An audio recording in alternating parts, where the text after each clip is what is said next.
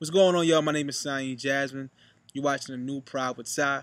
But this series right here is called Thank God We Made It to Sunday. Yeah, thank God we made it to Sunday. Thank God we're here. I mean, a lot of us celebrate on Fridays and Saturdays saying, we made it, and go out and party and sometimes get a drink or two, and that's fine. But let's thank God we made it to Sunday. Let's thank God for this week, and let's reflect back on this week. But more importantly, this week is about NewPride.tv. NewPride.tv is a website, of course, that features a variety of information that pertains to the lifestyle of African Americans. But the number one issue this week, it's going on with President Obama. But really, with President Obama, I want to talk about how he relates to African Americans. So the purpose of this forum is not only for me to speak, but to hear what you have to say as well. Because I'm just one person. I have an opinion.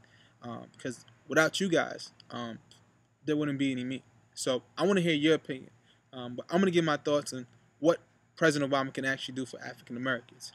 So let's start off like this. So I had my grandfather's 74th birthday this weekend. It was a great celebration. Thank God he was 74. But we also had a discussion during the party, and we talked about President Obama as it relates to African Americans. And my argument was, and me being a young African American man, I'm saying that he can actually do more. My grandparents, the rest of my family, saying, well, he can't do but so much.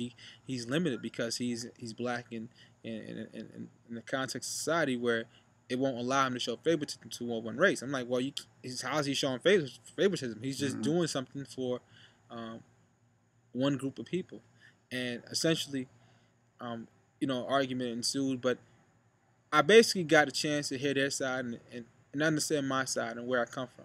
So on one hand, I feel like President Obama has done a lot for the African Americans. I feel like he's passed legislation that's helped us, maybe indirectly, but sometimes directly. In one case, directly is the disparity that exists between the crack cocaine and powder sentences.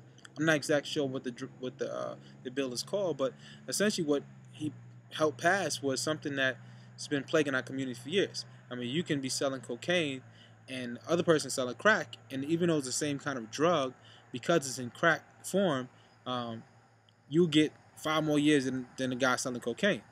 That's one big thing. The second one is the Affordable Care Act with health care.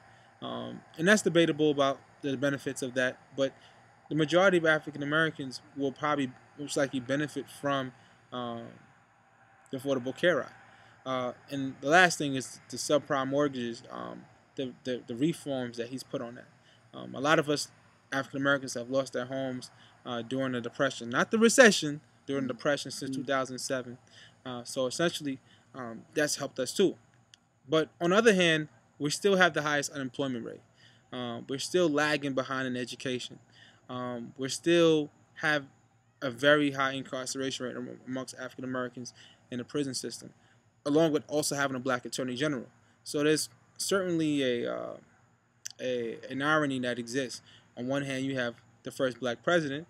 Then on one hand, you have African Americans during the worst point since the Great Depression, as far as the job rate and different things of that nature.